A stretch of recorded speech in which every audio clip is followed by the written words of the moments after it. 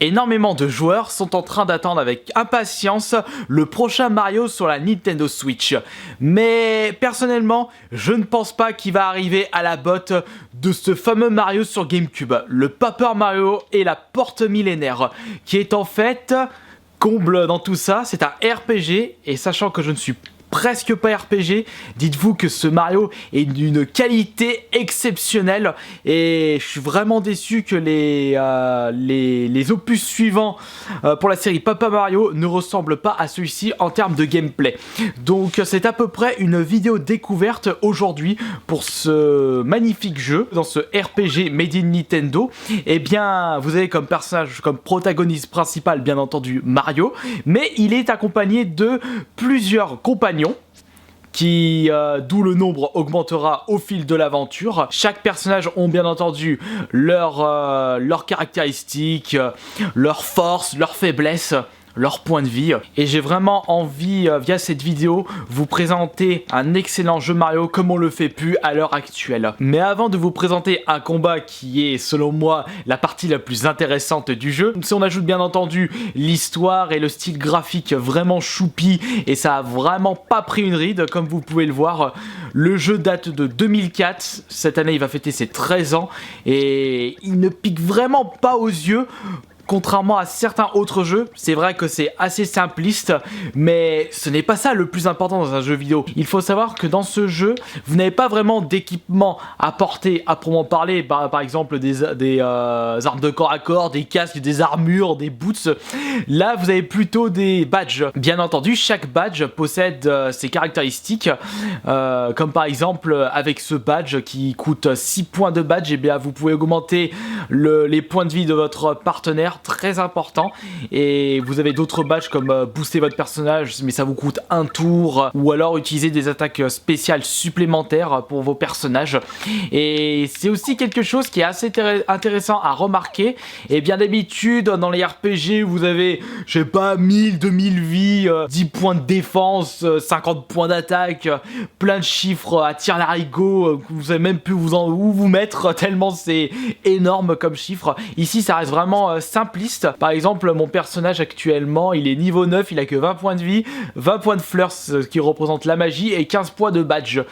Et c'est vrai que ça fait pas beaucoup, mais vous allez voir que durant les phases de combat, vos personnages et les ennemis infligent des points de dégâts assez ridicule, mais au moins vous ne vous perdez pas et vous pouvez commencer à préparer vos stratégies avant les combats facilement et surtout de façon fun. Pour cette vidéo, je vais pas prendre un petit combat à l'arrache quand vous vous baladez dans l'aventure, on va plutôt prendre un boss qui possède pas mal de vie. Comme ça je pourrais vous présenter le phase de gameplay le plus intéressant du jeu, et vous allez voir que ce Paper Mario possède vraiment un charme inqualifiable que l'on ne retrouve pas dans les autres jeux de chez Nintendo et les autres RPG, puisque comme je vous l'expliquais auparavant, ou plutôt plusieurs fois lors de mes vidéos, eh bien je suis très peu RPG.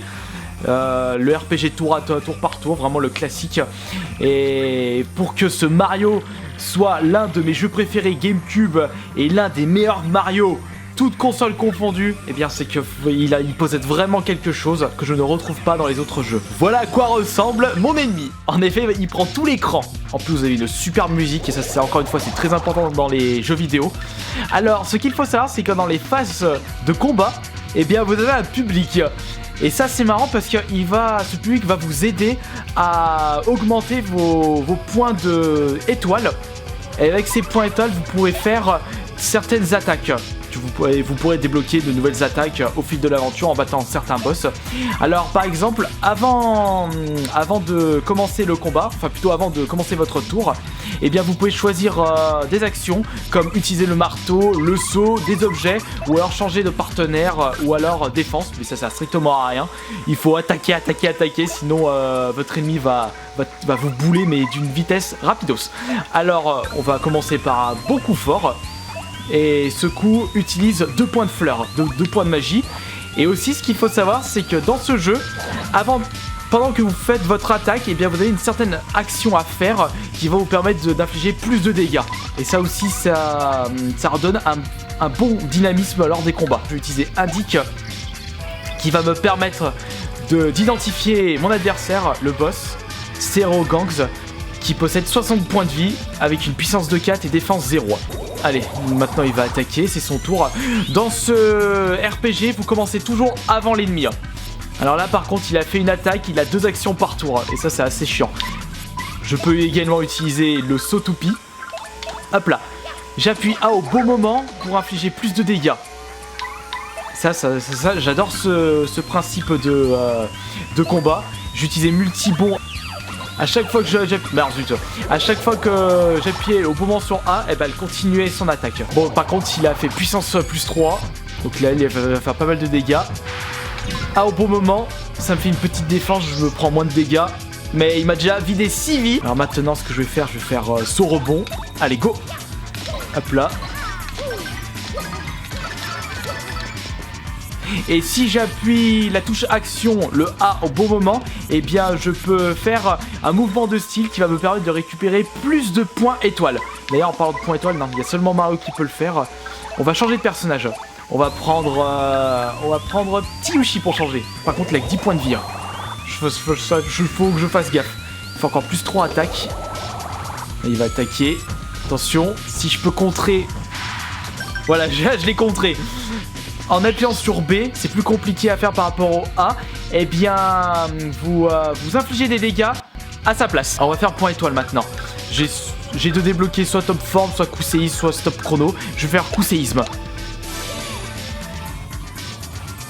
Hop là. Il faut que j'appuie sur A au bon moment pour infliger plus de dégâts. Comme un mini-jeu. Ou plutôt, je devrais dire un micro-jeu. En plein combat. Plus j'y arrive... Et plus je vais infliger de dégâts avec ce coup spécial. Merde, là j'ai raté. Mais bon, là je pense que je vais lui infliger 5 ou 6. Non, 5. Boum, 5. Et du coup, ça m'a vidé ma barre de points étoiles. Et c'est le public qui va me permettre de récupérer ces points étoiles. Et pour cela, il faut que je combat avec style. Allez, saut rebond avec le Tsuyoshi. Allez, je tapote R. Hop là. Hop, le style pour récupérer plus de points étoiles. Allez, qu'est-ce que tu vas faire? Bon là, il prend encore plus l'écran. Plus 3 de défense. Le problème, c'est qu'avec 3 de défense, bah, ça enlève 3 points de dégâts sur mes attaques. Allez, dégage. J'ai appuyé sur B au bon moment encore. Mais là, par contre, il faudra peut-être que je fasse... je sais pas, un objet qui peut être pas mal. Bon allez, non pas un petit hot dog, ça sert à rien. J'utilisais le coup fort une nouvelle fois. Hop là, 3 points de dégâts seulement. Le petit Tsuyoshi, vas-y go bleu. Hop là.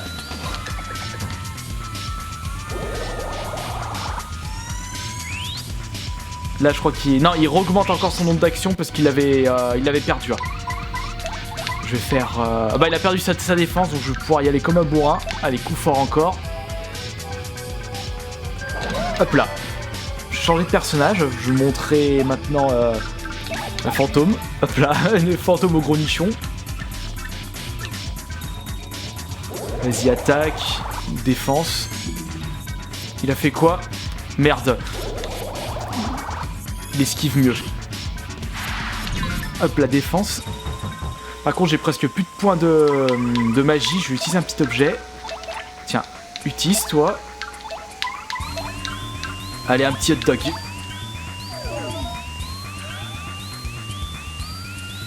« 5 points de vie et 5 points de magie. » Allez, à toi Mario. Fais un saut toupie. Hop là, il lui reste plus que 5 dégâts, ça devrait aller vite maintenant. Encore un tour et c'est bon. Merde, il a refait ça. Raté. Bon, vous savez quoi? On va faire pas ouragan parce que c'est pour dégager des créatures. Et là, ça sert à rien, je peux pas le dégager le boss du niveau. J'utilisais Rock Richter, ça permet d'attaquer tous les ennemis et ça afflige 5 points de dégâts.